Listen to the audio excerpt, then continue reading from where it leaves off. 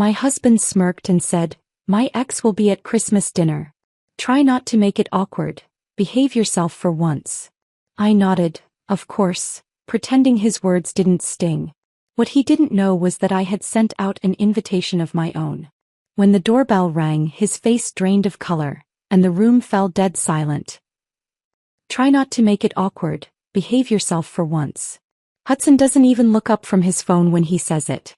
Just takes another sip of his scotch, completely casual, like he's reminding me to pick up his dry cleaning instead of demanding I host his ex-girlfriend at our Christmas dinner. I'm standing in our Lincoln Park apartment holding a dish towel, my hands still wet from washing the dinner plates he barely touched. For a moment I can't move. Can't breathe. The words hang in the air between us like poison. Behave yourself. For once. Before we continue, please subscribe to support stories of women reclaiming their power. Your subscription is free and helps us reach others who need to hear this. Now let's see what happens next. As if I'm the problem. As if I'm some unruly child who needs constant correction instead of his wife of 4 years who's done nothing but shrink herself to fit his expectations. Of course, honey, I hear myself say, voice perfectly pleasant. Whatever you want. He finally glances up, gives me that satisfied little smirk that used to make my heart flutter. Now it makes my stomach turn. Because what Hudson doesn't know, what he can't possibly know, is that I've already seen his phone. I know exactly why Willow is really coming to Christmas dinner. And I've invited someone too. But I'm getting ahead of myself. Let me back up to show you exactly how I became this woman. The one standing in a designer kitchen swallowing humiliation with a smile, planning revenge behind perfect manners. 4 years ago I thought I'd won the lottery when Hudson Whitmore proposed. We met at a corporate fundraiser where I was coordinating the event, making sure the ice sculptures didn't melt, the champagne kept flowing, the silent auction ran smoothly. He was there representing Morrison and Blake, the investment firm where he worked as an analyst. Handsome in his tailored suit, confident in that way that comes from old money and Ivy League degrees, charming when he wanted to be. He pursued me with the same focused intensity he applied to his stock portfolios. Flowers delivered to my office.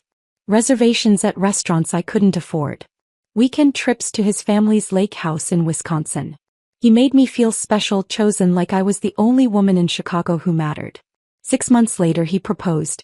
A year after that we were married in a ceremony his mother planned down to the last detail, in a venue his parents paid for, with a guest list that included more of his colleagues than my friends.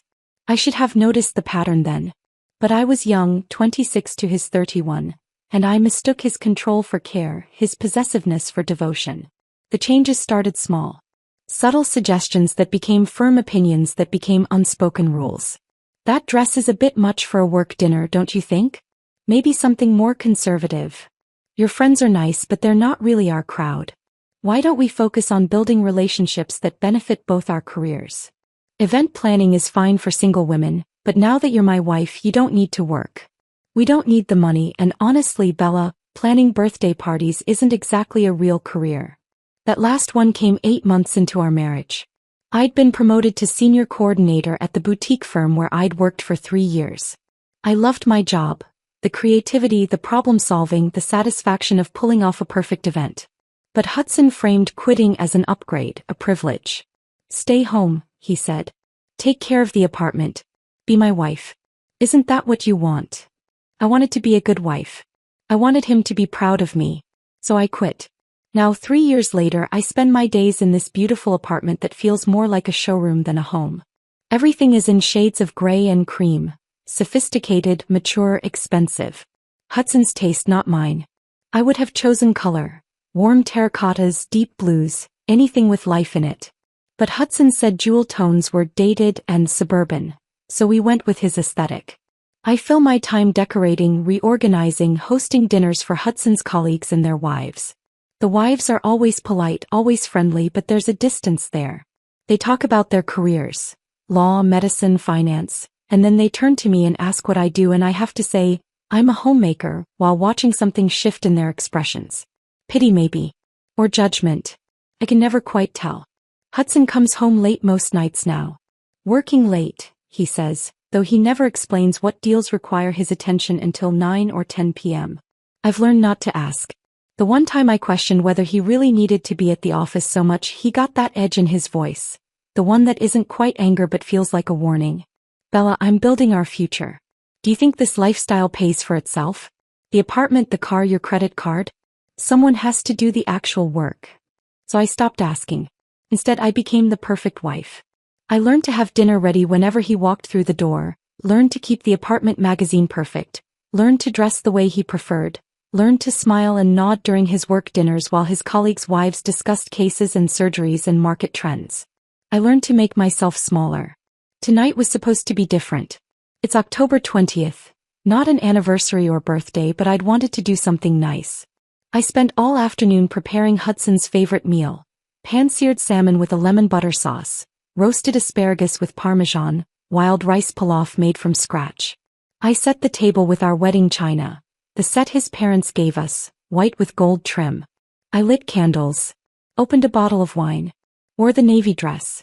Hudson walked through the door at 9:14, barely glanced at the table and headed straight for the bar cart. And then he told me about Willow. Willow Brennan. The ex-girlfriend from college. The one he dated for 2 years before we met. I knew about her. Hudson mentioned her occasionally, always in this nostalgic tone that made it clear she occupied a different tier in his mind than I did. Willow thinks the tech sector is overvalued. Willow recommended this restaurant. Willow always understood complex financial instruments in a way most people don't. I'd felt twinges of jealousy over the years, but I'd pushed them down. She was in Boston working at some high-powered law firm, making partner, living a life completely separate from ours. She was the past. I was the present. Except now she's moving back to Chicago. And Hudson wants her at our Christmas dinner. She's important to me, Bella. He'd said like that explained everything. We're still close friends. She'll be alone for the holidays and I think it would be nice to include her. I'd suggested inviting my sister Claire instead. She'd been asking to visit and her kids would love the city at Christmas. But Hudson dismissed that immediately. Your sister talks too much. Besides, this isn't about her. Willow is moving back to town, she's going to be part of our social circle, and I need you to be mature about this. Then came the line that's still echoing in my head. Try not to make it awkward, behave yourself for once. For once. As if I'm constantly misbehaving. As if I'm always embarrassing him, always failing to meet some standard he hasn't bothered to explain. I'd smiled and agreed because that's what I do now. That's who I've become.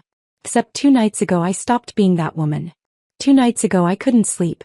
Hudson was snoring beside me, one arm flung across my side of the bed, and his phone kept lighting up on the nightstand with notifications. Usually I ignore it. Work emails, market alerts, nothing that concerns me. But that night something made me look. The screen was unlocked. An incoming text from W was visible in the preview. Can't wait to see you tomorrow. Miss you so much. My heart started pounding. I picked up the phone with shaking hands and opened the message thread. What I found destroyed me. Months of messages. Hundreds of them. Hudson and Willow had been in constant contact the entire time she was in Boston. They'd been meeting up during his business trips.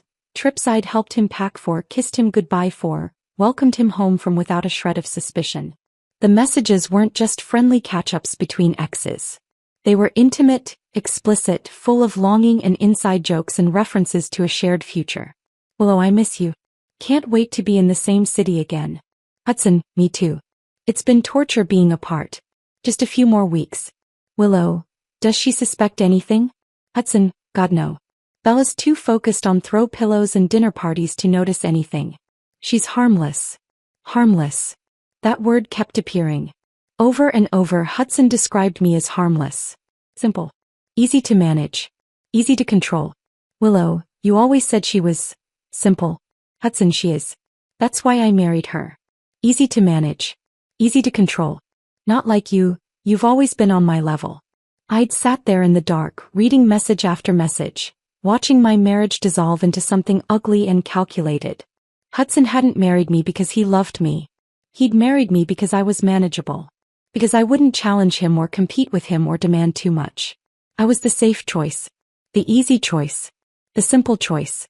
But it was the most recent messages, from just 3 days ago, that changed everything. Hudson, I'm telling her about Christmas tomorrow. Setting the stage. Willow, think she'll take the hint? Hudson, eventually. I need her to initiate the divorce. Cleaner that way. My attorney says if she files first, I look like the victim.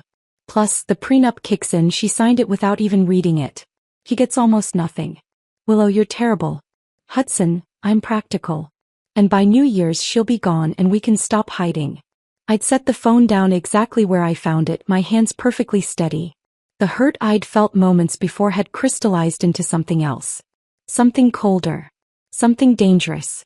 Hudson wanted me to initiate the divorce so he could play the victim and keep all our assets thanks to a prenup I'd signed in a haze of love and trust 4 years ago.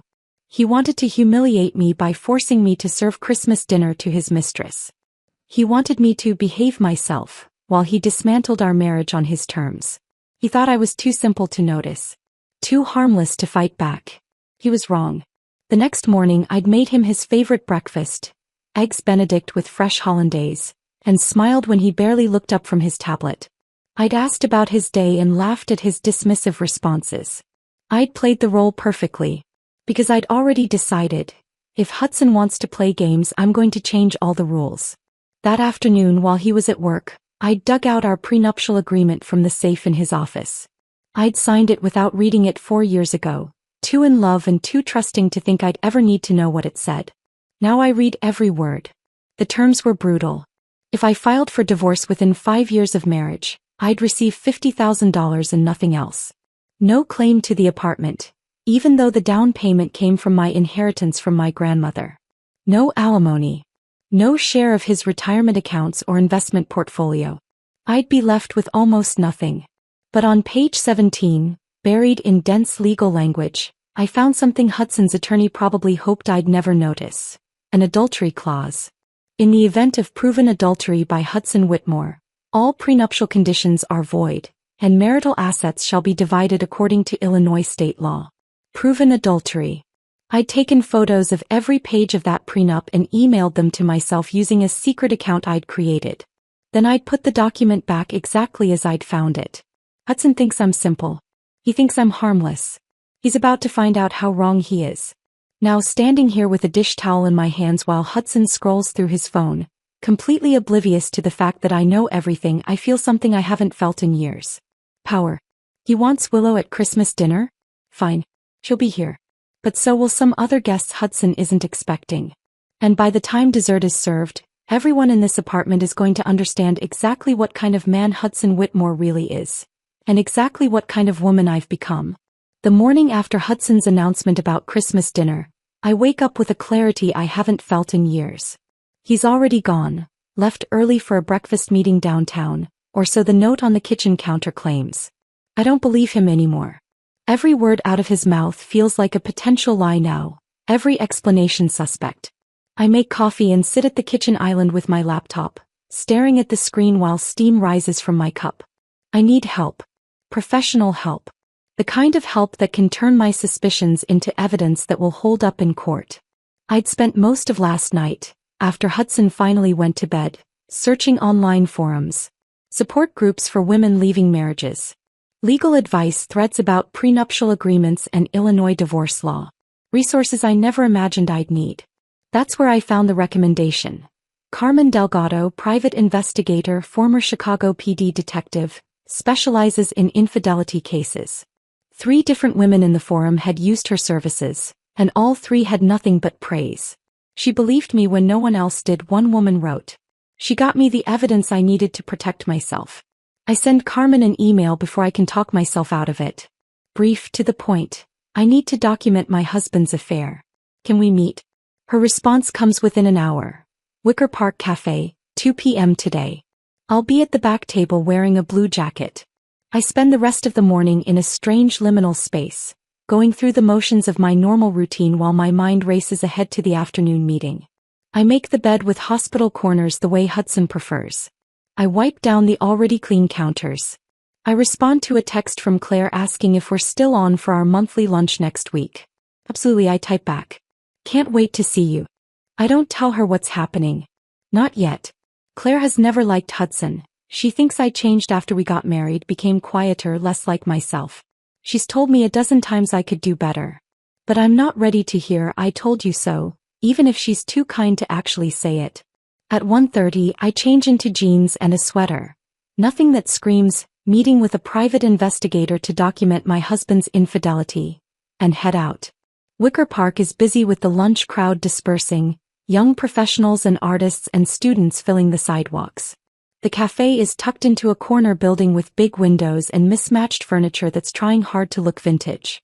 I spot Carmen immediately, a woman in her 50s with dark hair pulled back in a practical ponytail, sharp eyes that assess me the moment I walk through the door, wearing the promised blue jacket. She stands and extends her hand. Bella. Yes. Thank you for meeting me. Have a seat. She gestures to the chair across from her, where a laptop and a leather portfolio already sit on the table. There's a coffee in front of her, half finished. Want anything? My treat. I'm fine, thank you. She studies me for a moment, and I have the distinct feeling she's cataloging everything about me. The way I'm sitting, the tension in my shoulders, the fact that I'm not wearing my wedding ring. I'd taken it off this morning without really thinking about it, left it on the bathroom counter next to Hudson's cologne. So, Carmen says, her voice low and professional. Tell me what's going on. I'd rehearsed this conversation in my head during the drive over, but now that I'm here, the words stick in my throat. Saying it out loud makes it real in a way it hasn't been yet. My husband is having an affair with his ex-girlfriend, I finally say. They've been involved for at least a year, maybe longer. She's moving back to Chicago and he's invited her to our Christmas dinner. He told me to behave myself. Carmen's expression doesn't change, but something flickers in her eyes. Recognition, maybe. She's heard stories like this before. How do you know about the affair? She asks. I found messages on his phone. Hundreds of them. They've been planning a future together. He wants me to file for divorce so he looks like the victim, and there's a prenup that would leave me with almost nothing if I do. But there's an adultery clause, Carmen says. It's not a question. On page 17. If I can prove he cheated, the prenup is void. And you need proof. Documented, undeniable proof. Carmen nods slowly, opens her laptop. I've been doing this for 15 years. Before that, I was with Chicago PD for 20. I've seen every version of this story, and I'm going to tell you something right now. Once you go down this road, there's no going back. Once you see the evidence, the photos, the surveillance footage, all of it, you can't unsee it. Even if you already know, seeing it is different. Are you sure you want to do this? I think about Hudson's smirk last night. The casual way he told me to behave myself.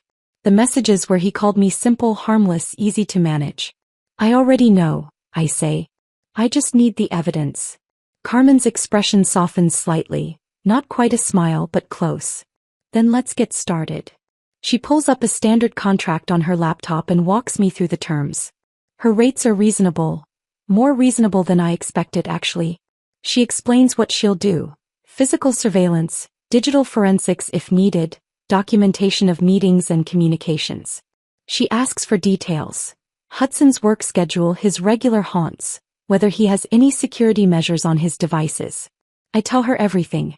About Morrison and Blake, about his late nights, about Willow Brennan and the upcoming Christmas dinner. I give her Hudson's phone number, his car's make and model, his office address. Carmen takes notes in a small leather-bound notebook, her handwriting surprisingly neat for someone who spent 2 decades as a cop. One more thing, she says when I'm finished. Does your husband have any idea you suspect anything? No. I've been playing the perfect wife. He thinks I'm too focused on decorating and hosting to notice. Good. Keep it that way. The moment he suspects you're building a case, he'll get careful. Right now he's sloppy because he's confident. We want him to stay that way. I nod, feeling a strange mix of relief and dread. This is happening. I'm actually doing this. I'll start tomorrow, Carmen says. I'll send you updates every few days, encrypted emails to whatever account you want me to use. Nothing traceable to your regular email or phone. I give her the address of the secret account I'd created. Smart, she says approvingly. You'd be surprised how many people don't think of that. We shake hands and I leave the cafe feeling lighter than I have in days. I'm not alone anymore. I have an ally, someone who believes me, someone who's going to help me fight back. The next 2 weeks pass in a surreal blur. I maintain my routine perfectly. The dutiful wife, the gracious hostess, The woman who smiles and asks how Hudson's day was even though I know exactly how his day was. Carmen sends me updates every 3 days. The first email contains photos of Hudson and Willow meeting at the Four Seasons Hotel downtown. They're sitting close together in the lobby bar, his hand on her knee. The timestamp shows 2:15 p.m. on a Thursday, right in the middle of what Hudson had told me was a client lunch.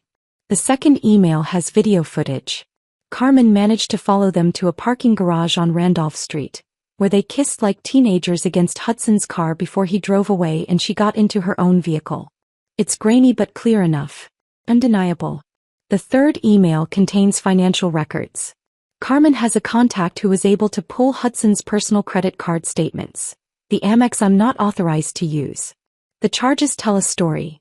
Jewelry from Tiffany, dinners at expensive restaurants I've never been to, a weekend stay at a resort in Lake Geneva that happened during a time Hudson claimed he was at a conference in Milwaukee.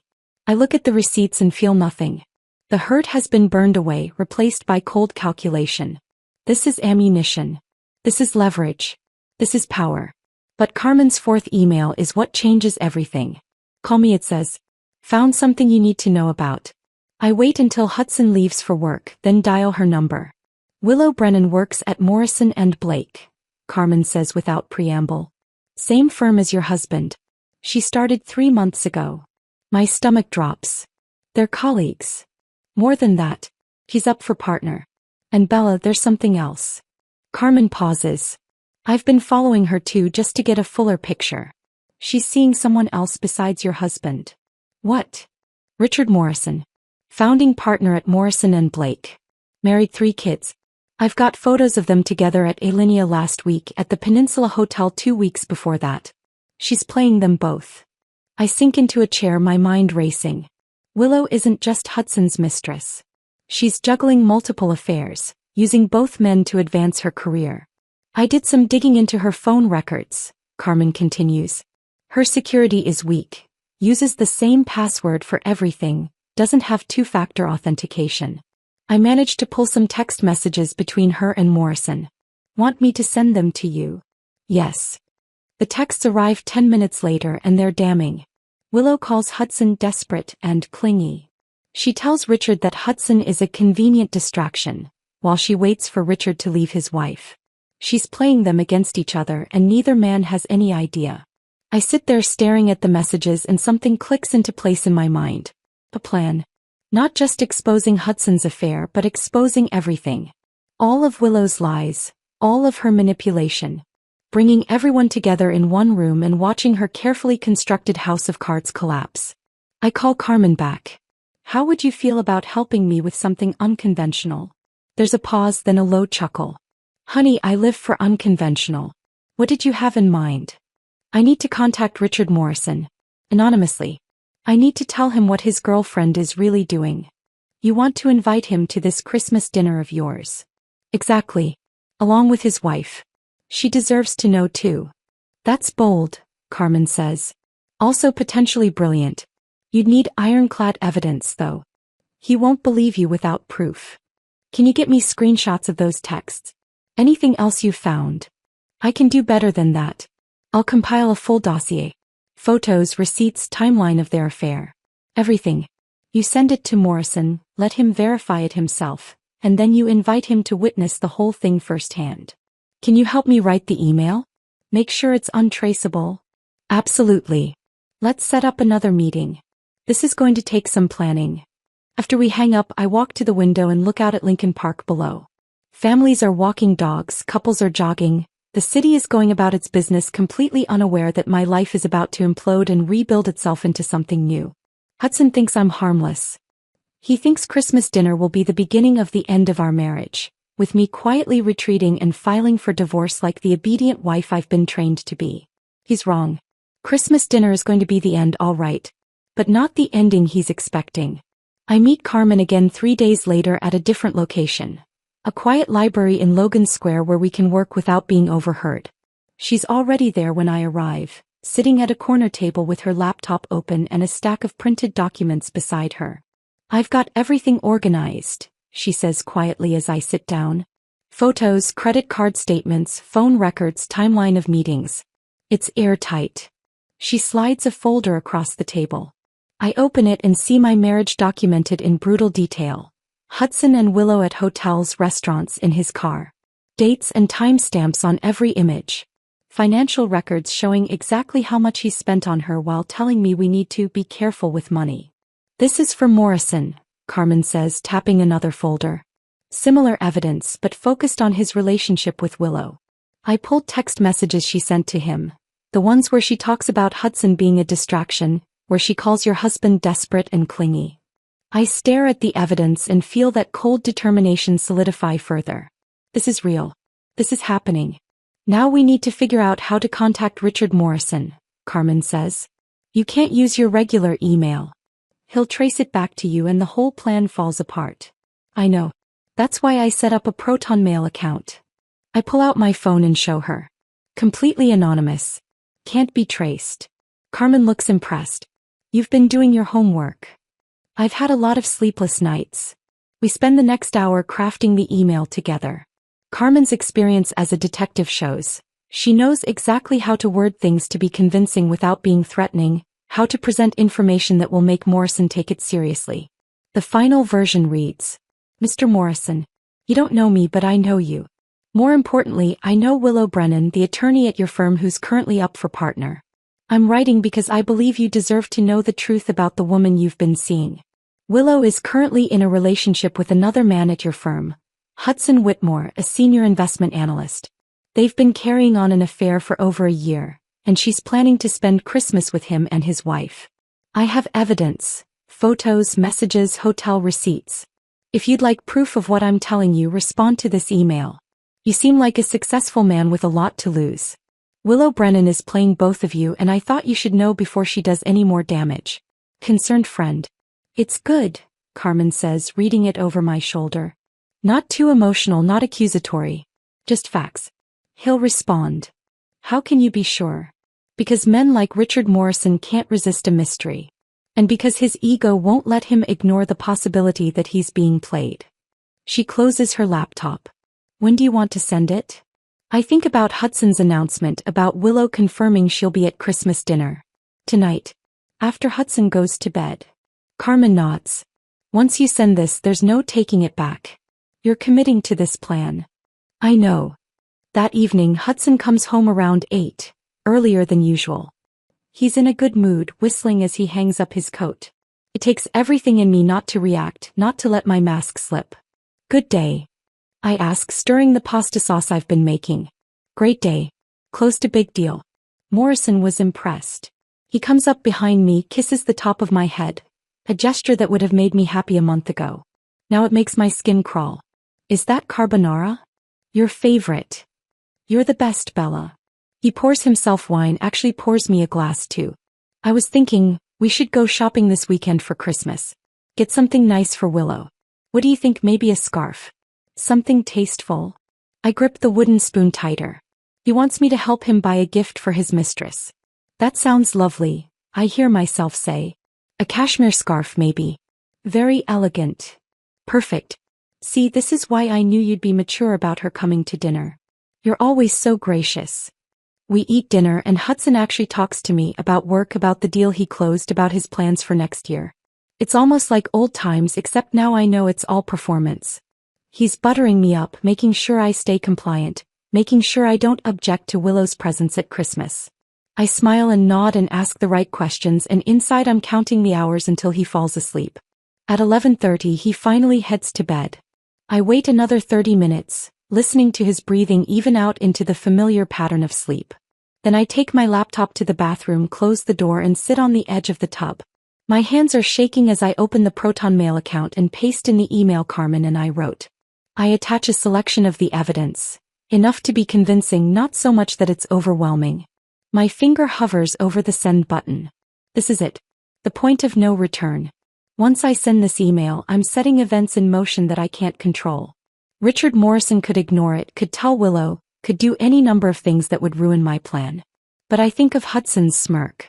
His casual cruelty. The way he told me to behave myself as if I'm a child who needs discipline. I think of the texts where he called me simple, harmless, easy to manage. I click send. The email whooshes away into the digital void and I sit there staring at the screen, my heart pounding so hard I can hear it in my ears.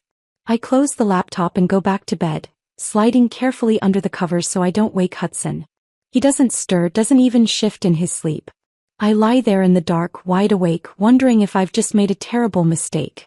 The next morning, I check the anonymous email account the moment Hudson leaves for work. Nothing. I check again an hour later. Still nothing. By noon, I'm convinced Richard Morrison has deleted the email without reading it, or decided it's some kind of scam, or simply doesn't care. Then at 1:30 p.m. my laptop chimes with a new message. Who is this? How did you get this information? My hands shake as I open it. The email is brief, aggressive, exactly what I'd expect from a powerful man who's just been told uncomfortable truths. I'd prepared a response for this with Carmen. I attach more evidence. Screenshots of texts between Hudson and Willow, the hotel receipts, several of Carmen's surveillance photos. I keep my message short. Everything I told you is true. Check the evidence. If you want more proof, I can provide it. I send it before I can second-guess myself. An hour passes. Then another. I try to distract myself with cleaning, with cooking, with anything that will keep my hands busy. But my mind keeps circling back to that email, wondering what Richard Morrison is doing with the information I've given him. At 4 p.m. another message appears. I confronted her. She denied everything. Said you're lying. Said you're some crazy ex-girlfriend of mine trying to cause trouble. Who are you? I expected this. Willow is smart, manipulative. Of course she'd deny it. This is the critical moment. The point where I have to reveal my identity. I take a deep breath and type. I'm not your ex-girlfriend. I'm Hudson Whitmore's wife. My name is Bella. We've been married for 4 years and we live together in Lincoln Park. Everything I've told you is true. Willow has been playing both of you. My husband has invited Willow to our Christmas dinner. He told me to behave myself. He thinks I don't know about the affair. He thinks I'm too simple to notice. But I know everything. Here's what I'm proposing. You and I give them exactly what they want. A nice Christmas dinner. All of us together. Let's see how well Willow handles being exposed in front of everyone. If you're interested in making sure the truth comes out, respond to this email. I send it and immediately feel sick. I've just revealed my identity to a stranger, trusted him with information that could destroy my entire plan if he decides to warn Hudson or Willow. I close the laptop and pace the apartment, unable to sit still. 1 day passes. Then 3. By November 13th, I'm convinced I've miscalculated. Richard Morrison isn't going to respond. He's probably warning Willow right now and she's telling Hudson, and my entire carefully constructed plan is falling apart before it even begins. I'm in the kitchen making lunch when my laptop chimes. I nearly drop the knife I'm holding. I walk slowly to the computer and open the email. I'm in. What do you need from me? I have to read it 3 times before I believe it's real. Richard Morrison, founding partner at Morrison & Blake, powerful, successful, used to being in control, has agreed to help me expose his mistress and my husband. I sit down heavily in a chair, suddenly aware that my legs are shaking. Carmen was right. Men like Richard Morrison can't resist the opportunity to regain control when they've been manipulated. His ego won't allow him to let Willow get away with playing him. I type back quickly. Come to my apartment on Christmas Day at 6:30 p.m. I'll text you when to arrive. Bring your wife, she deserves to know the truth too. And bring any evidence you've collected from work. His response comes within minutes. Catherine will be there. And I've been collecting emails and security footage for the past 3 days. Willow's been sloppy at the office.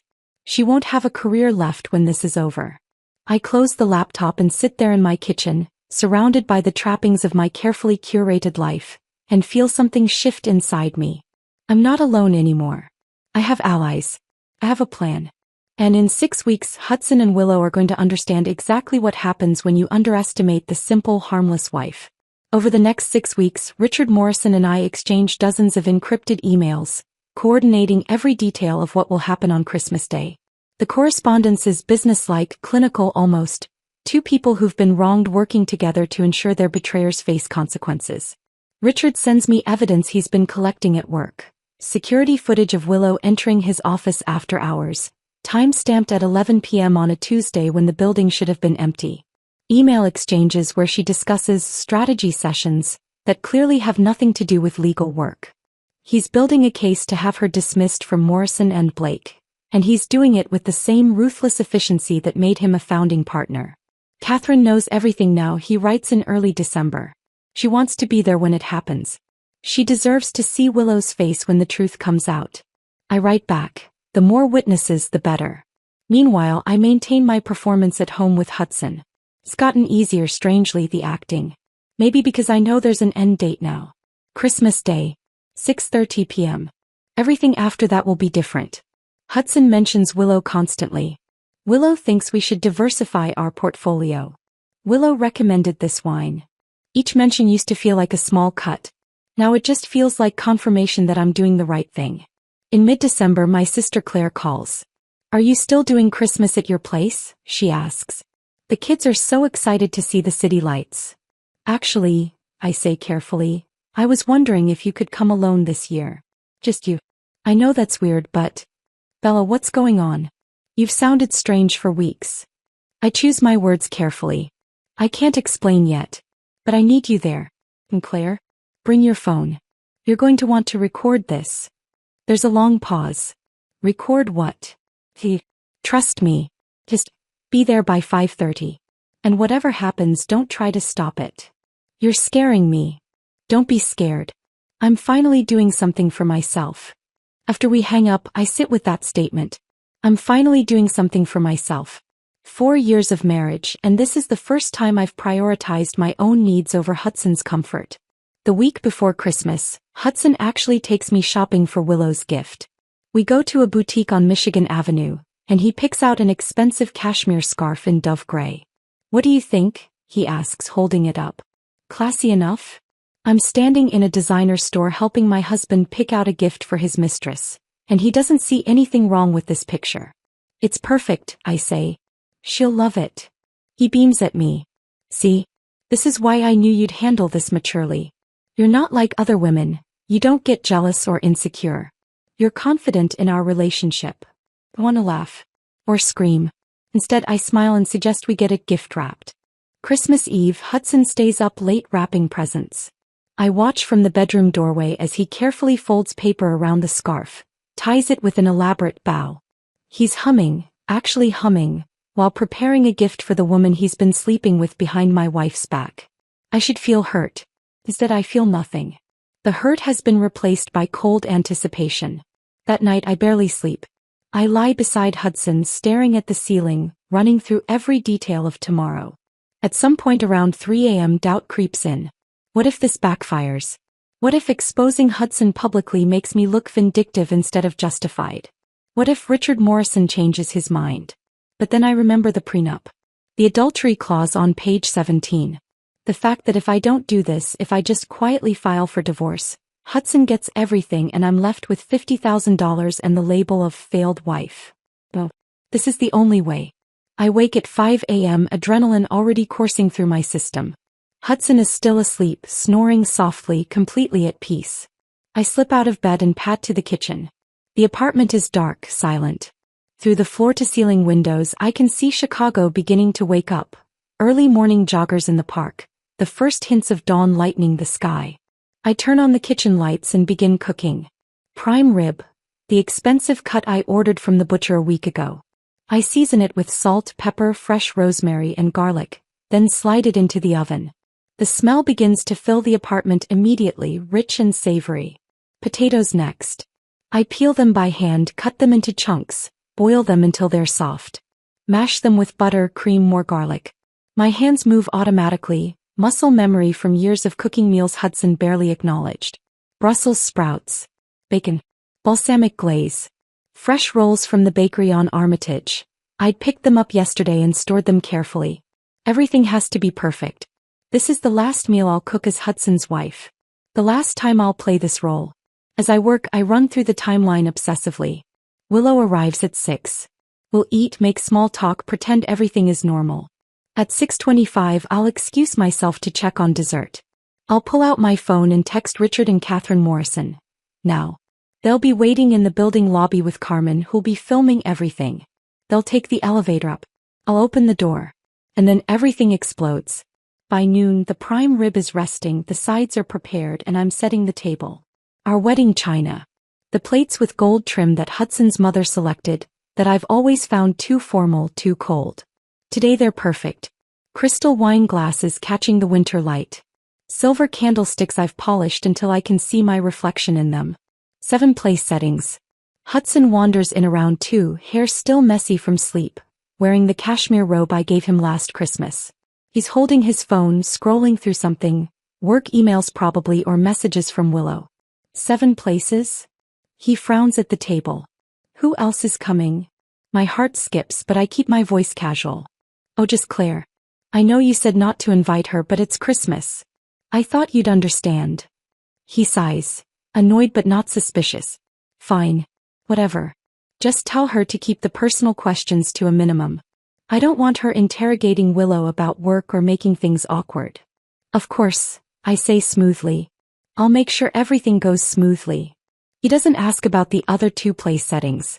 Doesn't wonder why I've gone to so much trouble for a casual dinner. He's so confident in my obedience, so certain of my simplicity, that he doesn't question anything. After he disappears back into the bedroom, I stand alone in the dining room staring at those 7 place settings. In a few hours, 7 people will sit at this table. 7 people whose lives are about to change completely. Hudson thinks he's in control. He thinks tonight will go exactly as he planned. A nice dinner where he gets to show off his brilliant ex-girlfriend while his compliant wife plays hostess. He thinks this is the beginning of the end, the setup for a divorce where he walks away with everything. He's wrong. At 5:30, Claire arrives early. She hugs me at the door and I can feel her tension. Okay, what is happening? She whispers urgently. You've been weird for weeks, and now you're having Christmas dinner with Hudson's ex-girlfriend? Bella, this isn't like you. I glance over my shoulder to make sure Hudson is still in the bedroom. I can't explain everything yet. Just, when things start happening, start recording on your phone. And don't stop no matter what. Her eyes go wide. Recording what? Bella. Trust me. Please. She studies my face for a long moment, then nods slowly. Hey. I trust you. Claire has never liked Hudson. She thought I changed after we got married, became quieter, less confident, more apologetic. She's told me a dozen times that I deserve better, that Hudson treats me more like an employee than a wife. Tonight she'll see exactly what kind of man I married. Hudson emerges from the bedroom at 5:50. Wearing a hunter green cashmere sweater that probably cost more than I used to make in a week at my old job. His hair is perfectly styled, his cologne expensive and subtle. He barely glances at Claire. Merry Christmas. Merry Christmas, Hudson, Claire says, her tone carefully neutral. I see her jaw tighten, see the way she's gripping her wine glass. She's already angry on my behalf and she doesn't even know what's coming yet. At exactly 6 p.m. the doorbell rings. Hudson practically leaps from his seat. He smooths his sweater, runs a hand through his hair, and heads for the door with an eagerness I haven't seen directed at me in years. I stay in the kitchen, my hands gripping the counter edge. This is it. The performance begins. I hear Hudson's voice, warm and intimate. Willow. You made it. Then a woman's voice, equally warm. Of course. Merry Christmas. Footsteps. The rustle of a coat being removed. I take a deep breath, smooth my red dress. I chose it deliberately, boldly, nothing Hudson ever suggested I wear, and walk into the living room. Willow Brennan is exactly as beautiful as her photos suggested. Tall, probably 5'9", with dark hair styled in perfect waves. She's wearing a cream cashmere sweater that probably cost $1,000 and tailored black pants that fit like they were made for her. Her boots are chocolate leather, expensive and elegant. She's holding a bottle of wine. I recognize the label, it's at least $100, and a gift bag with Hudson's name embroidered on it. Everything about her screams success, confidence, control. Hudson. She hugs him and I watch her hand linger on his back just a moment too long. Subtle, but I see it.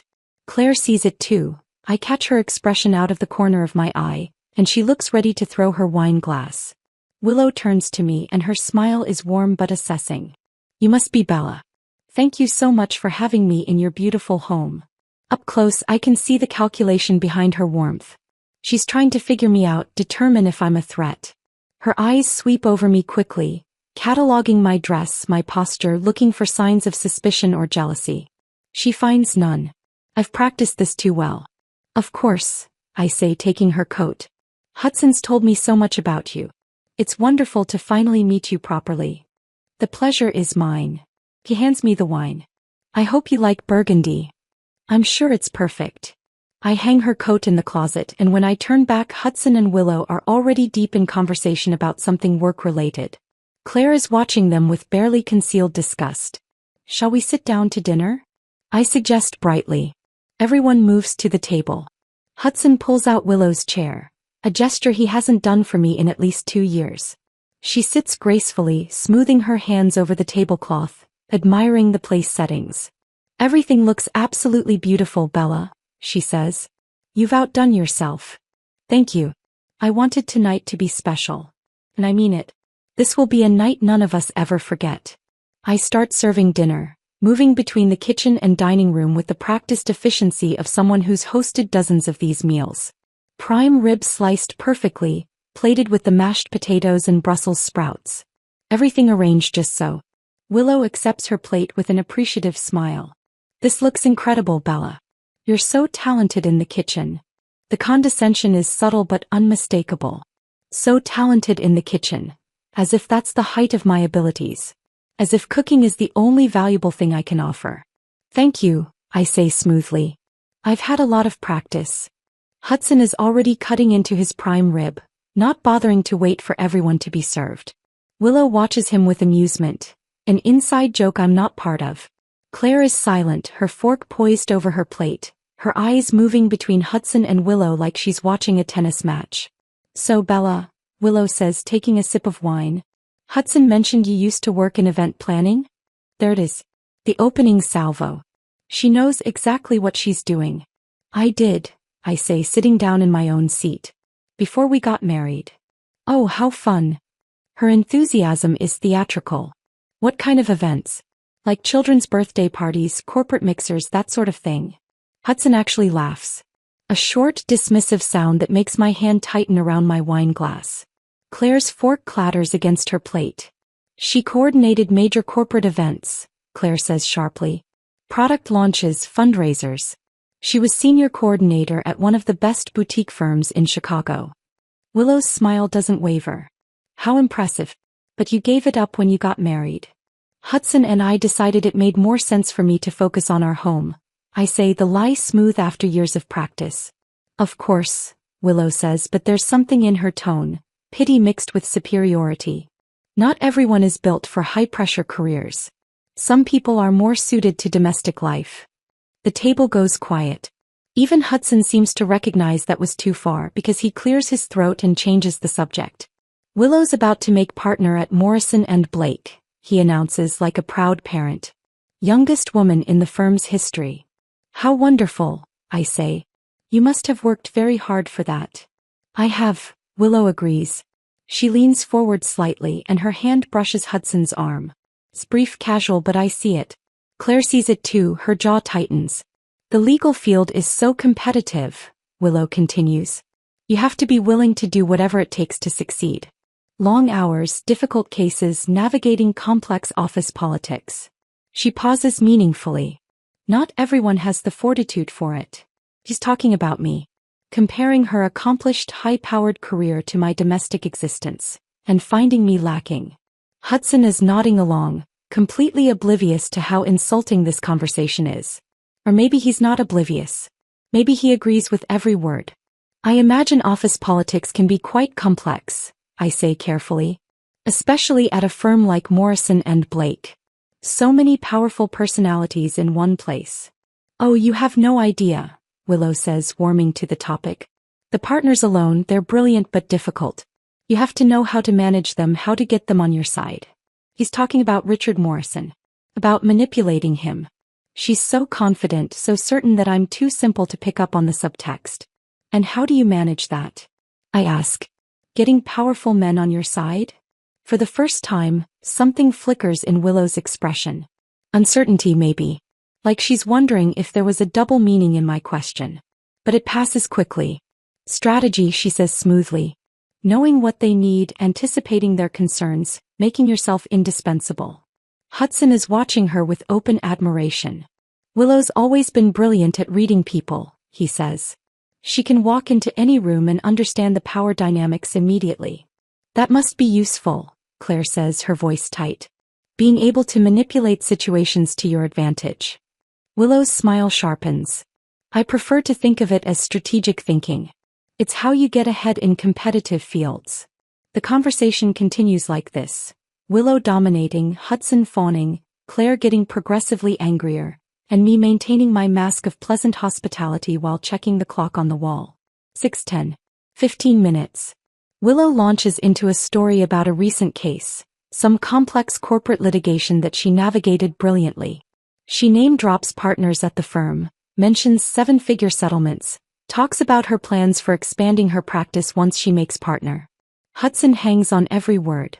He asks follow-up questions, laughs at her jokes, leans toward her when she talks. He's treating her the way he used to treat me in the early days of our relationship. Attentive, engaged, genuinely interested in what she has to say. When was the last time he asked me about my day? When was the last time he looked at me with that kind of interest? I refill wine glasses, clear plates, serve the next course. The perfect hostess. The invisible wife. You know what I love about Chicago? Willow says, accepting another glass of wine. The energy here. Boston was great for my career, but it never felt like home. Not like here. She glances at Hudson. This is where I'm supposed to be. The implication is clear. This is where they're supposed to be. Together. Hudson's smile is genuine, warm. I'm glad you're back. Me too, Willow says softly, and there's an intimacy in the exchange that makes my stomach turn. Claire stands abruptly. I need to use the restroom. I watch her go, see the tension in her shoulders. When she passes behind Hudson's chair, I catch her mouthing something at me. What the hell? 6:15. 10 minutes. I excuse myself to the kitchen, ostensibly to check on dessert. My hands are shaking now, adrenaline finally breaking through the calm I've maintained. I grip the counter edge and take slow, deep breaths. Through the doorway, I can hear Willow's voice, still dominating the conversation.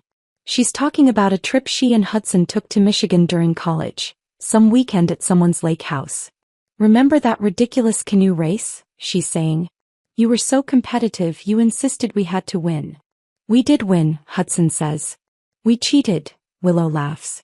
You cut across the course when the judge wasn't looking. They're creating their own world at my dining table.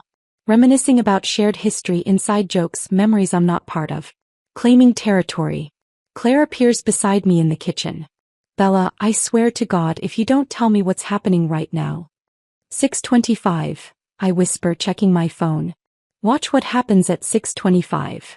That's 8 minutes from now. I know. What happens then? I meet her eyes. Justice. She stares at me for a long moment, then nods slowly. Hey. I trust you. We return to the dining room together. Willow is showing Hudson something on her phone. Photos from the trip, probably. Their heads are close together and she's laughing at something. They don't even notice we've come back. I sit down and force myself to eat a few bites of food that tastes like cardboard. My whole body is tense, coiled, waiting. 6:20. Willow is talking about her apartment in River North now. You'll have to come see it, Hudson. The view is spectacular. I'm on the 40th floor. You can see all the way to the lake. I'd love to, Hudson says immediately. The invitation is blatant.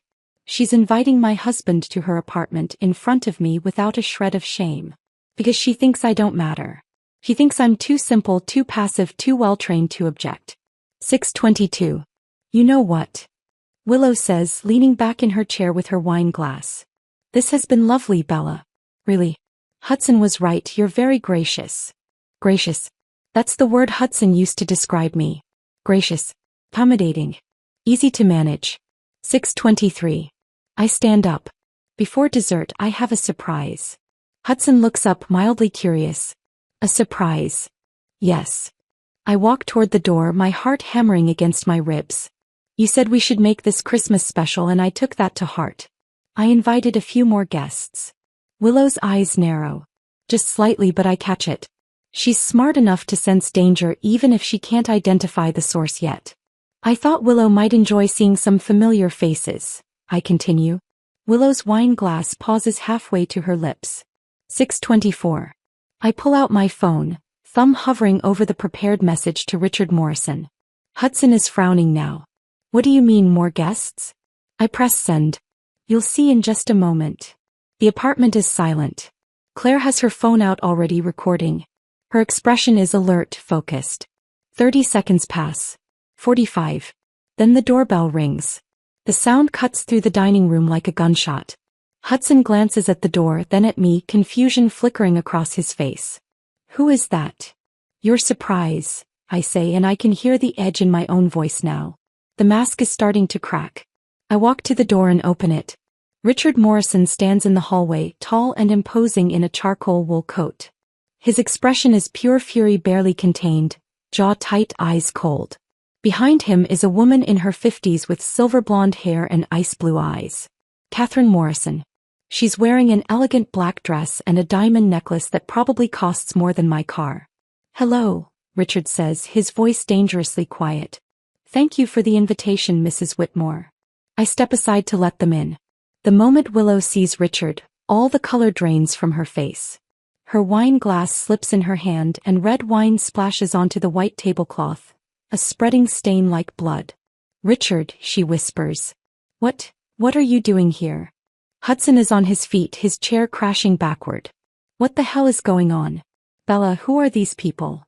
I close the door behind Richard and Catherine with a soft click that echoes in the sudden silence.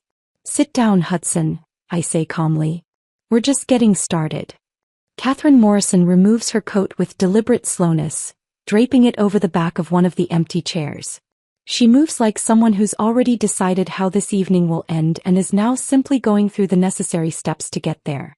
Richard steps fully into the apartment and I close the door behind him. The soft click of the latch sounds unnaturally loud in the silence. Everyone, please take a seat, I say, my voice steady. We have a lot to discuss. Hudson is still standing, his chair knocked over behind him. Bella, what is this? Who are these people? Sit down, Hudson, I repeat. He doesn't move. His eyes are darting between me, Richard, Catherine, and Willow, trying to make sense of what's happening. This is Richard Morrison, I say, gesturing toward him like I'm introducing dinner guests at a normal party. Founding partner at Morrison and Blake. Your boss, actually. I pause. And your girlfriend's other boyfriend. The words detonate in the room. Hudson's face goes blank with confusion. What? And this, I continue, indicating Catherine, is his wife. She's here because she deserves to know what Willow's been doing. Willow has gone completely white. She's gripping the edge of the table like it's the only thing keeping her upright. Claire has her phone out, recording. Her mouth is hanging open. Bella, Hudson starts, but I cut him off. Sit down. There's something in my voice that makes him obey. He rights his chair and sinks into it, looking shell-shocked. Catherine takes one of the empty seats with perfect posture, her hands folded in her lap. Richard remains standing, arms crossed, his expression carved from granite. I walk to the sideboard where I'd left my tablet earlier, the one Hudson gave me last Christmas before everything fell apart. The irony isn't lost on me. I've spent the last 6 weeks documenting everything, I say, connecting the tablet to our television. And I think it's time everyone saw the truth. The screen comes to life and I open the first folder. Photos fill the 70-inch display. Hudson and Willow at the Four Seasons Hotel bar, sitting close together, his hand on her knee. The timestamp reads 2:15 p.m. Thursday, September 14th. That was during your client lunch, I say to Hudson conversationally. Remember? You said you couldn't make our anniversary dinner planning that day because of an important client. I swipe to the next photo. Hudson and Willow in a parking garage, pressed against his car, kissing. The image is grainy but unmistakable. October 3rd, I narrate. You told me you were working late on quarterly reports. Another swipe. Willow entering a hotel, Hudson following 30 seconds later. October 18th. Another late night at the office. I keep swiping, a catalog of betrayal playing out on our television screen for everyone to see. Restaurants, hotels, his car, her apartment building. Each photo is time-stamped, dated, documented with the precision of a legal brief. Hudson's face has gone from confused to horrified. Bella, how did you? I hired an investigator, I say simply. After I found your texts. You left your phone unlocked one night. Did you know that? He's staring at me like he's never seen me before. But wait, I say, swiping to a new folder. Because Willow hasn't just been seeing you, Hudson. New photos appear. Willow and Richard Morrison at Alinea, one of Chicago's most exclusive restaurants. His hand is covering hers across the table. The intimacy is obvious. Catherine's face remains expressionless, but I see her hands tighten in her lap. This was November 8th, I say. A Wednesday evening. Another photo. Willow entering Richard's office building at 11 p.m., the timestamp clearly visible. Another of her leaving at 2 a.m. She's been sleeping with Richard Morrison, her boss at Morrison and Blake, to secure her partnership position. Richard's voice is cold. Show them the texts. I pull out my phone, where I'd saved screenshots of the messages Carmen had pulled from Willow's poorly secured accounts. These are texts between Willow and Richard, I say, reading from the screen. Hudson's so easy to manipulate. He thinks I'm choosing him. I pause, looking at Hudson. As if I'd choose a mid-level analyst over a founding partner. Hudson makes a strangled sound. Catherine speaks for the first time, her voice like ice. Keep reading. I swipe to the next message. Hudson keeps asking when I'll tell his wife about us. It's getting annoying. I need him to be patient, but he's getting clingy. That's not, Willow starts, but Richard cuts her off. Don't. Just don't. I keep reading. I'm using his apartment as a convenient meeting place since Catherine's been checking your credit cards. Hudson's too clueless to notice your cologne on my clothes. The words hang in the air. This one's particularly good, I say, scrolling. Hudson called himself my soulmate last night. I had to fake taking a phone call so I wouldn't laugh in his face. Hudson is staring at Willow and something is breaking behind his eyes. The realization that everything he thought they had was a lie. There's more, I continue. Hudson keeps talking about our future together. About how we'll go public after he divorces Bella. As if I'd throw away my career for a desperate analyst who still believes in true love. The room has gone completely silent except for my voice. He's beneath me. He always has been. But he's useful. His apartment, his devotion, his willingness to believe anything I tell him. I'll keep him around until I don't need him anymore. Hudson's face crumples. It's not satisfaction I feel watching him, it's something colder. He called me simple. He planned to humiliate me. Now he understands how it feels. Did you know, I say, looking directly at him, that Willow has been calling you desperate for months? That she never planned to be with you? That she was always going to choose Richard once she made partner? Hudson opens his mouth but no words come out. Willow has been sitting frozen through all of this, but something in her finally snaps. She stands abruptly, her chair scraping harshly against the floor. You're all beneath me. The words come out as a snarl, and suddenly the polished corporate attorney is gone. What's left is raw and ugly. Hudson, you're pathetic, she spits. Clinging to some fantasy of us together like a lovesick teenager. You were always just a stepping stone. A warm body when Richard was busy playing family man. Hudson flinches like she's physically struck him. Willow turns her venom on Richard. And you think I'd sacrifice my career for you? You're married with 3 kids. You were never going to leave Catherine and we both knew it. You were just another way to get what I wanted. Which was what? Richard's voice is dangerously quiet. The partnership? Obviously. Willow's laugh is sharp and bitter. You think I slept with you because I found you attractive? Because I cared about you? God, you're all so predictable. Men with power who think their positions make them irresistible. Catherine stands slowly.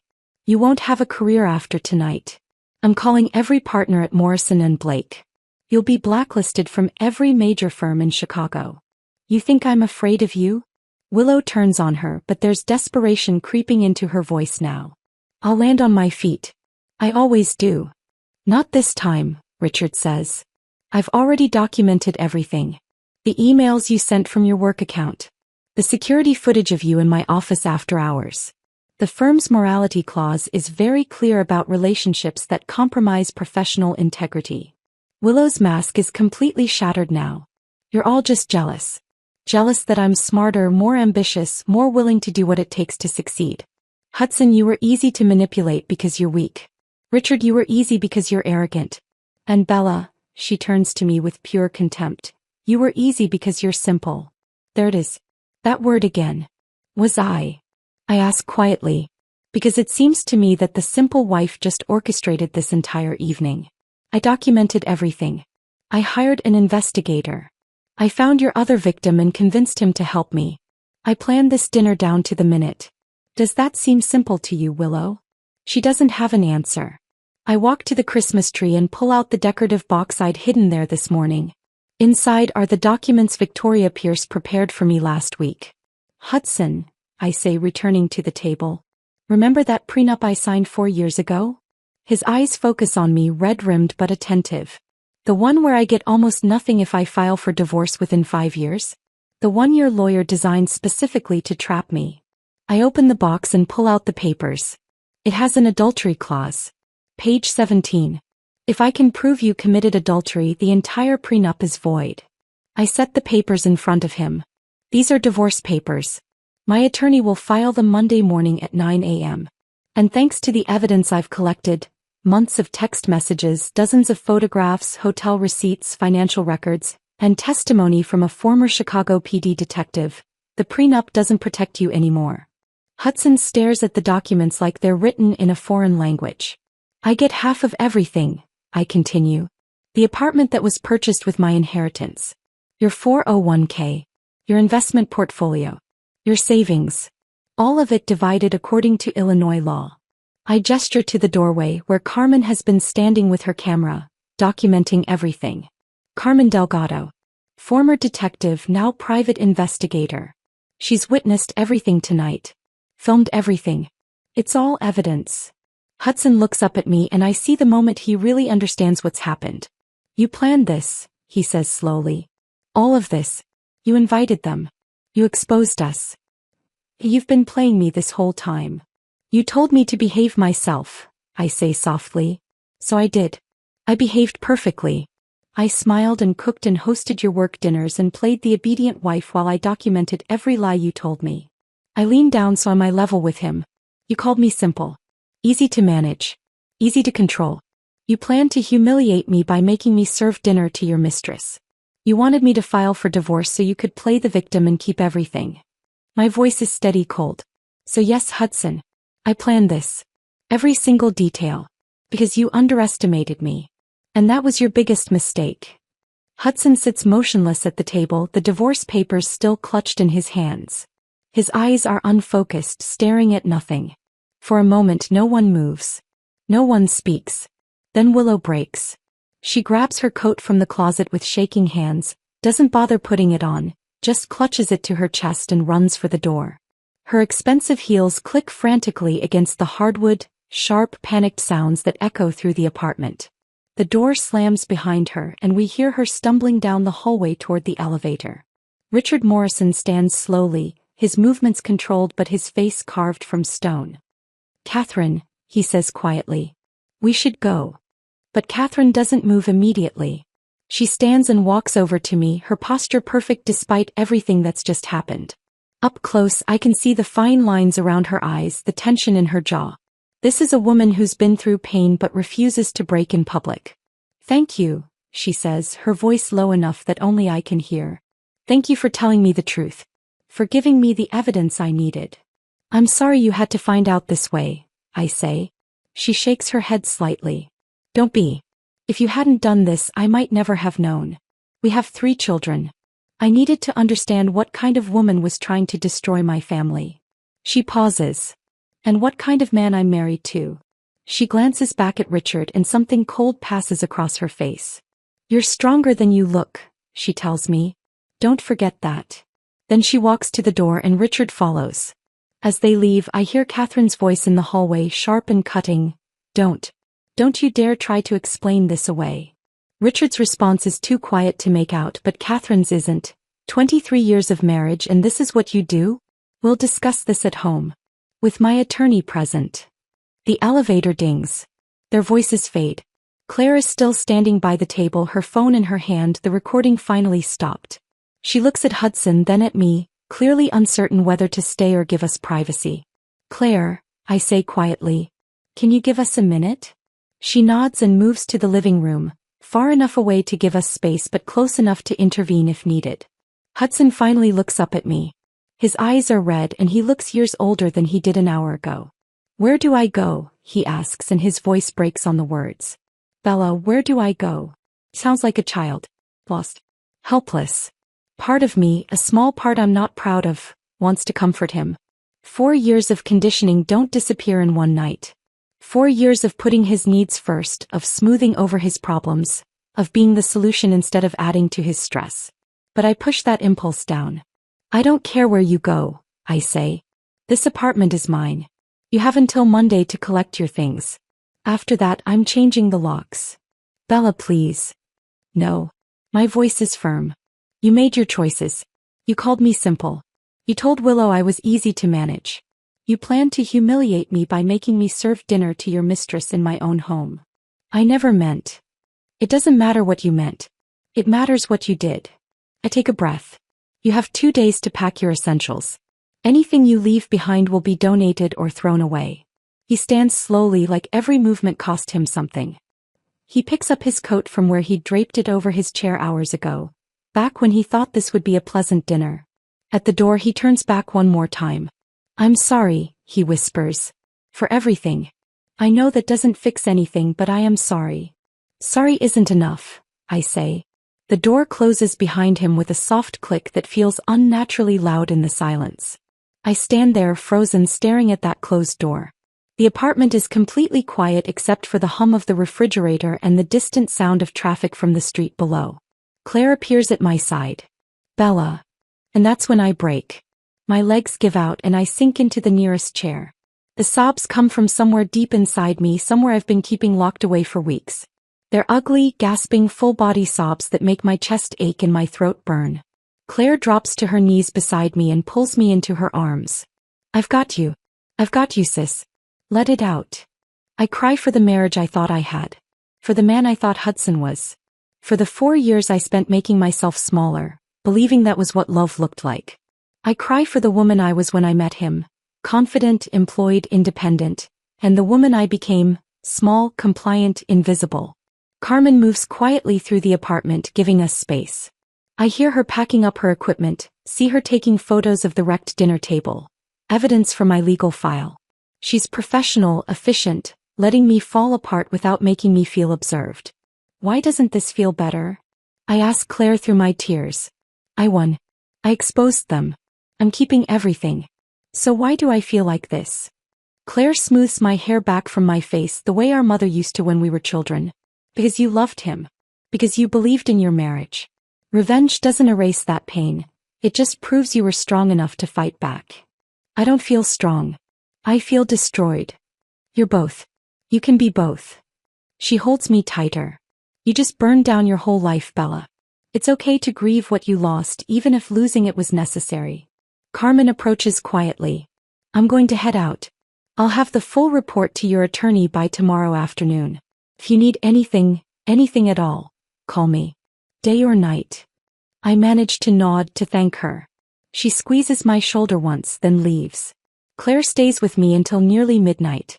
She helps me clear the table, scraping untouched food into the trash, loading the dishwasher with our wedding china that I'll probably never use again. She finds a tablecloth in the linen closet and covers the wine stain on the white fabric.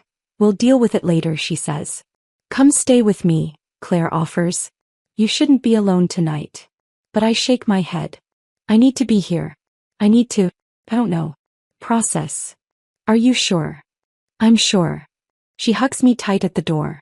Call me if you need anything. I mean it. 2 a.m. doesn't matter. I'll come back. I know. Thank you. After she leaves, I stand in the apartment that suddenly feels enormous and empty. I walk through the rooms slowly, seeing them differently now. The kitchen where I spent hours cooking meals Hudson barely acknowledged. The living room where we hosted his colleagues and I played the gracious hostess. The bedroom where we shared a bed but stopped sharing anything else. Hudson's presence is everywhere.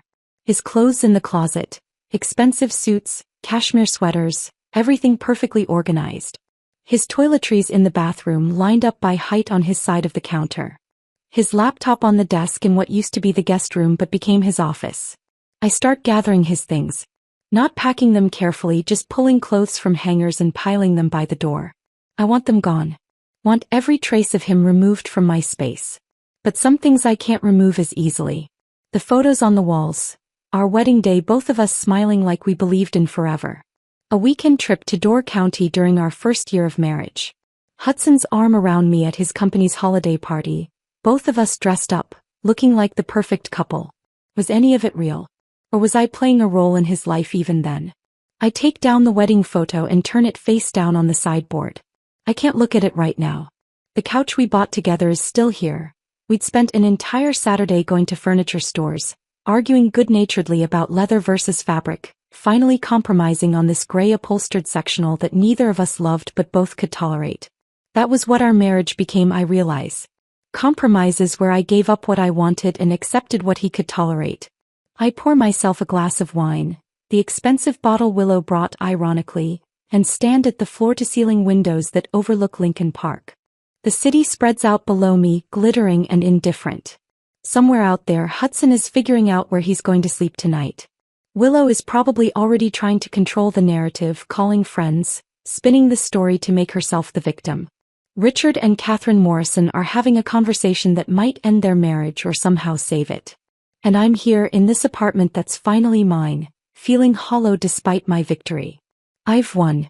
I got everything I wanted from this revenge. Hudson is exposed, humiliated, losing everything. Willow's career is destroyed. I'm keeping the apartment, half the assets, my dignity. So why does it feel like I've lost something too? I don't sleep. Can't sleep. I sit on that gray couch we bought together and watch the sky slowly change from black to navy to pale pink as dawn approaches. My phone is on the coffee table and I watch it light up periodically with notifications. Text from Claire. Asterisk thinking of you. Call if you need me. Asterisk an email from Carmen with preliminary notes. A voicemail from my attorney that I don't listen to yet. At 7 a.m. the phone rings. I answer without looking at the screen. Bella, it's Victoria Pierce. My attorney. Her voice is brisk, professional, energized. She's calling on a Sunday morning because this case just became the highlight of her month. Carmen sent me the footage from last night. It's absolutely perfect. Clear, documented, multiple witnesses. Hudson won't fight this, he can't. The evidence is overwhelming. Good, I say. My voice sounds flat even to my own ears. The papers will be filed Monday morning at 9 a.m. sharp. You'll have temporary sole possession of the apartment and Hudson will be served at his office. More witnesses, public humiliation, exactly what you wanted. Given the circumstances and the strength of our evidence, I expect the divorce to be finalized within 3 months. 3 months. 90 days until this marriage is legally over. You'll retain full ownership of the apartment, Victoria continues, clearly reading from notes. Half of all marital assets including his 401k and investment accounts. And based on the timeline of the affair, particularly the adultery that occurred during your miscarriage attempts, we'll be seeking substantial damages for emotional distress. He's excited. This is a win for her, a case study she'll tell other clients about. But all I can think about is the woman I was a year ago. Happy, trusting, planning a future with a man she loved. That woman is gone. And I'm the one who killed her. Thank you, Victoria. I manage. Get some rest, she says. Monday we start the next phase. After we hang up, I sit with the phone in my hand staring at it. Carmen calls next. Her voice is gentler than Victoria's, more concerned. How are you holding up? I don't know, I admit. That's normal. You just orchestrated one of the most dramatic confrontations I've seen in 15 years of doing this work. You exposed 2 affairs, destroyed a manipulator's career and filed for divorce. All in one night. It's okay to feel wrecked. I thought I'd feel different, stronger, more sure. Revenge is complicated, Carmen says. It's not like in movies where the hero walks away feeling victorious. You did what you had to do to protect yourself to get what you deserve. But that doesn't mean it doesn't hurt. I close my eyes. Did I do the right thing? Yes, Carmen says without hesitation. What was your alternative? Let him divorce you on his terms, take everything, leave you with nothing? Let him get away with calling you simple and treating you like you didn't matter. He's right. I know she's right. But knowing it doesn't make the hollowness go away. Take it one day at a time, Carmen says. Rest today. Monday we move forward. But right now just breathe. After we hang up, I finally let myself lie down on the couch. The apartment is silent except for the distant sounds of the city waking up outside. I close my eyes and drift in and out of a restless half-sleep, where Hudson's voice mixes with Willow's, where I see the look on his face when he realized what I'd done, where I feel both powerful and powerless at once. I survived. I fought back. I won. But I don't know yet what comes after winning. Monday comes. I force myself to get up from the couch, to shower, to put on clean clothes. My eyes are swollen from crying and I look like I haven't slept, because I haven't, but I manage to make myself presentable. At 9 a.m. Victoria Pierce calls to confirm the papers have been filed. Hudson was served at his office 20 minutes ago in front of his colleagues. The public humiliation I'd wanted. How did he react? Asked, not sure why I care. According to the process server, he went pale and left immediately. Didn't say a word. I thank her and hang up. The days that follow blur together. Hudson comes by on Tuesday with a moving company, packing up his things while I stay in the bedroom. I don't want to see him. Don't want to hear whatever excuses or apologies he might offer. Claire stays with me that day, a physical barrier between us. By Wednesday most of his things are gone. The apartment feels cavernous, empty. But also lighter somehow. The divorce proceedings move quickly. With the evidence Carmen compiled and the footage from Christmas dinner, Hudson's attorney advises him not to fight. The prenup is void and the adultery is documented beyond any dispute. By the end of January, we're just negotiating details. Division of assets, settlement terms. Hudson agrees to everything Victoria demands. I think he just wants it over, wants to disappear and rebuild somewhere far away from the wreckage of his reputation. In February, I hear through mutual acquaintances that Willow Brennan has left Chicago. Morrison and Blake fired her within 48 hours of Christmas, and no other major firm would touch her. The legal community is small and word travels fast. Catherine Morrison files for divorce from Richard in early March. I see the filing in the public records. She's seeking full custody of their children and the majority of their assets. I hope she gets everything she's asking for. My own divorce is finalized on March 12th. A Tuesday that feels like any other day except that it marks the legal end of my marriage. I own the apartment outright now. Hudson walked away with his car, his 401k minus half its value, and about 30% of what we'd accumulated together. I got everything else.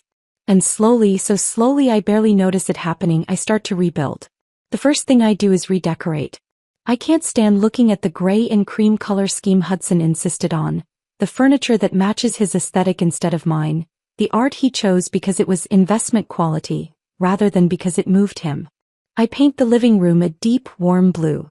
I buy throw pillows in burnt orange and gold. I hang art I actually love, colorful abstract pieces from local artists, photographs of Chicago neighborhoods, a painting of Lake Michigan that makes me feel calm. His office becomes my studio. I'd given up painting years ago when Hudson needed the space for his work setup. But now I buy canvases and oils and spend hours creating abstract pieces that help me process everything I've been through. The bedroom gets a complete makeover. Gone are the stark white linens and minimalist decor. Now it's sage green walls, soft textures, plants on every surface. A sanctuary instead of a showroom. I cut my hair shorter, easier to manage for the early morning runs I've started taking through Lincoln Park. I buy clothes that make me feel like myself. Comfortable jeans, oversized sweaters, nothing that Hudson ever would have approved of. The woman staring back at me from the mirror barely resembles the woman from a year ago. She's thinner from all the running, stronger from the literal rebuilding. Her eyes are different too, sharper, more alert, less trusting but more confident. She's learned that kindness without boundaries is self-destruction. That love without respect is just control.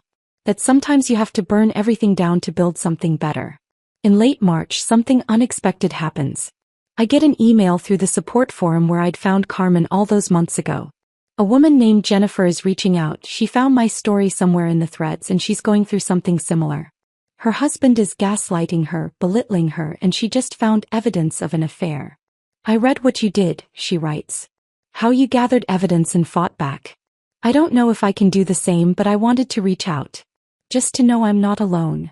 I write back immediately. We schedule a call. Jennifer is 34, married 7 years, no kids. Her husband controls their finances, criticizes everything she does, has slowly isolated her from friends and family. The pattern is so familiar it makes my chest ache. We talk for 3 hours. I tell her about Carmen, about Victoria Pierce, about the importance of documenting everything before making any moves. I walk her through the steps I took, the mistakes I almost made, the things I wish I'd known earlier. By the end of the call, she's crying, but they're not hopeless tears. They're the tears of someone who finally believes escape is possible. "Thank you," she says. "I thought I was trapped. I thought I was crazy." "You're not crazy," I tell her. "And you're not trapped. You're going to get through this." She files for divorce in April. More women reach out after that. 3 in May. 7 in June. Word is spreading through the online communities. There's a woman in Chicago who helps people escape difficult marriages, who connects them with resources, who's been through it herself. I start doing formal consultations. Not therapy, I'm not qualified for that, but strategic planning. How to document abuse. How to find a good investigator. How to understand your prenup and your rights. How to build a case that will hold up in court. I charge on a sliding scale. Some women can afford market rates. Others can barely afford anything. I help them all. By mid-June, I realize I've accidentally built a business. Not event planning, which Hudson always dismissed as frivolous. Something more meaningful. Something that helps women take their lives back. One morning, I'm out on my usual run when my phone buzzes with a text from an unknown number. "Hi Bella. You don't know me, but I found your name through a support forum. I'm going through something similar. My husband's been belittling me for years and I just found evidence of an affair. I read your story. It gave me courage. Thank you." I stop running, standing in the middle of the path while joggers flow around me. My story is out there. Being shared. Helping women I'll never meet. I text back, "You're stronger than you know. If you need help, reach out. You're not alone." Her response is immediate. "Can we talk? I'm scared to leave." I find a bench and call her. Her name is Michelle. She's 32, married 6 years. Her husband doesn't hit her. She's careful to clarify that, as if it matters, as if emotional abuse is less valid than physical. But he controls everything. The money. Her schedule. Her friendships. Her self-worth. "I thought I was being too sensitive," she says. "He tells me that all the time. That I'm too emotional, too dramatic, that I make problems where there aren't any." "You're not too sensitive," I tell her. "That's what he wants you to believe. It's easier to control someone who doubts themselves." We talk for over an hour. By the end, she has a plan. Document everything, open a secret bank account, contact Carmen for surveillance, call Victoria about the legal options. "You gave me hope," she says before we hang up. "I didn't think I had any options. Now I see a way forward." After the call, I sit on that bench watching the city move around me. Runners, dog walkers, families with strollers. And I think about the network we're building. Women helping women. Sharing information. Refusing to stay silent. Hudson called me harmless. Simple. Easy to manage. He was wrong about all of it. The Saturday morning after that call, I wake up feeling different. Not happy exactly, healing doesn't work that way, but lighter. More sure. I lace up my running shoes and head out into a perfect June day. The park is alive with summer. Vendors setting up near the lake, kids playing soccer on the fields, couples walking hand in hand. I run my usual 5 miles, pushing hard, feeling my muscles burn and my lungs expand. Somewhere around mile 3, I realize I'm not running away from anything anymore. I'm running toward something. Toward the life I'm building. Toward the woman I'm becoming. The woman I am now understands that self-respect isn't negotiable. That being told to behave isn't love, it's control. That sometimes the only way to survive is to fight back with everything you have. I still have bad days. Days when I'm angry that I wasted 4 years on Hudson. Days when I mourn the marriage I thought I had. Days when the betrayal feels fresh instead of distant. But I also have good days. Days when a client tells me I saved her life. Days when I paint something beautiful in my studio. Days when I look around my apartment and feel genuinely at home for the first time in years. My phone buzzes with a text from Claire. "Brunch this weekend? Bring champagne. Celebrating 6 months of you being a badass." I smile, not the small, placating smile I wore throughout my marriage, but something genuine and fierce. "Absolutely," I text back. "I'll bring the expensive stuff. That's my girl. Proud of you, sis. I finish my run and slow to a walk as my building comes into view. My building. My apartment. My sanctuary that I fought for and won. I take the stairs instead of the elevator, feeling the burn in my legs, feeling alive. Inside, the apartment smells like the coffee I'd set to brew before my run. Morning light streams through the windows, catching the blue walls, the colorful art, the plants I've scattered everywhere. This space is mine. Not Hudson's. Not ours. Mine. I pour myself coffee and stand at those floor-to-ceiling windows, looking out at the park below. The view that once felt like a cage now feels like possibility. I was Bella Whitmore, the woman who was told to behave herself, who was called simple and easy to manage, who was supposed to quietly disappear after her marriage ended. Instead, I became something else. Something stronger. Something unbreakable. I chose rebellion over compliance. Justice over silence. My own freedom over his comfort. And now I'm just Bella. Not defined by my marriage or my divorce or even my revenge. Just myself. For the first time in 5 years, I'm not afraid of what comes next. I'm ready for it. My phone buzzes again. Another woman reaching out, another person who needs help finding her way out. I smile and pick up the phone. This is who I am now. This is what I do. I help women stop being harmless. And I've never been more proud of anything in my life. If this story of calculated justice had you glued to your screen, hit that like button right now. My favorite part was when Bella opened that door and Richard Morrison stepped in. Watching Hudson's face drain of color was priceless. What was your favorite moment? Drop it in the comments below. Don't miss more powerful revenge stories like this. Subscribe and hit that notification bell so you never miss an upload.